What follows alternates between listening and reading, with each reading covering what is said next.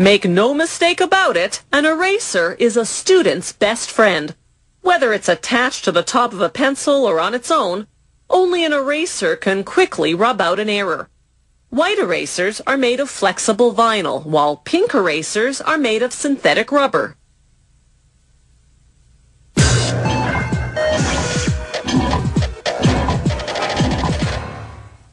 In 1736, a French explorer observed South American native Indians using a certain tree resin to make bouncing balls. He brought this resin back home, and before long, Europeans discovered it could rub out lead pencil marks, hence the term rubber.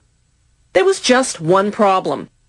After a while, rubber would rot. That dilemma was solved a century later by one Charles Goodyear, who developed a curing process to prevent rubber from rotting.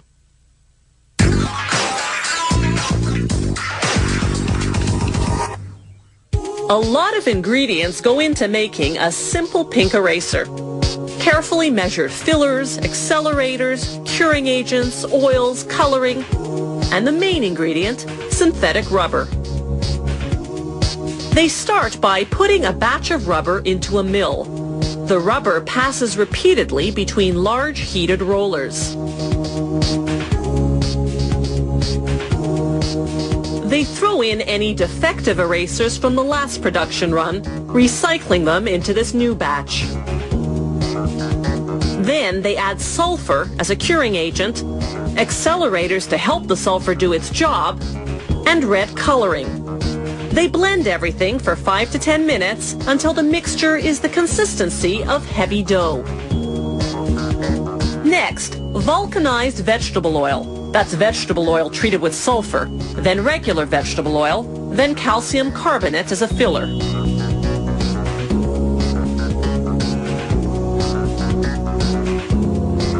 When the color and thickness are just right, workers remove the rubber, which by now is hot and soft as a result of all that milling. They leave it to cool and harden at room temperature for about half a day.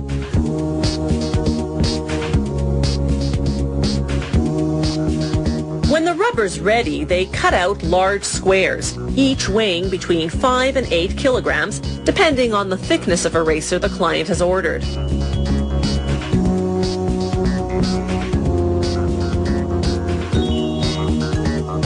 The squares go into a steam-heated press to cure for about 20 minutes at 163 degrees Celsius. The pressure compacts the rubber, while the intense heat hardens it.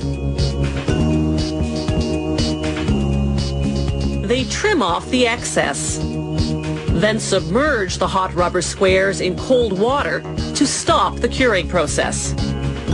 To make erasers that erase both lead and ink, they cut beveled strips from 2 batches of rubber, one pink and one blue.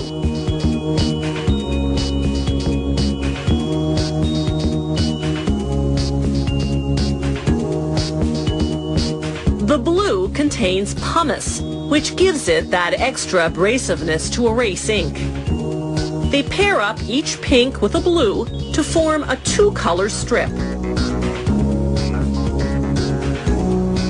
Then it's into the steam press.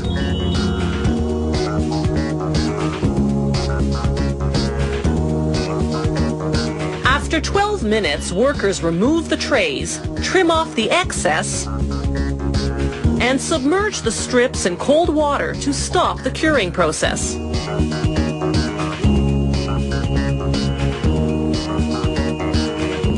Then an automated machine chops the strips into pieces the size of erasers.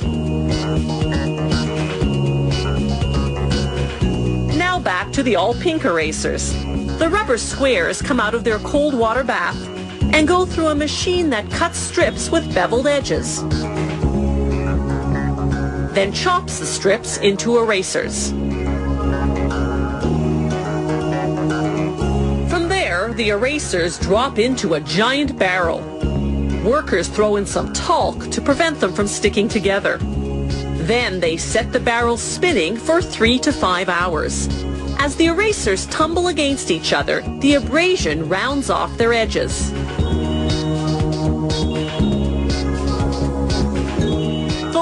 step is printing.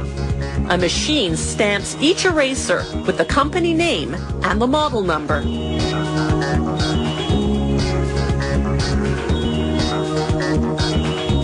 It's not the rubber that gives the eraser the ability to erase, but rather the vulcanized vegetable oil that's in it. That's what makes the eraser crumble when rubbed on paper, taking away the pencil marks with it.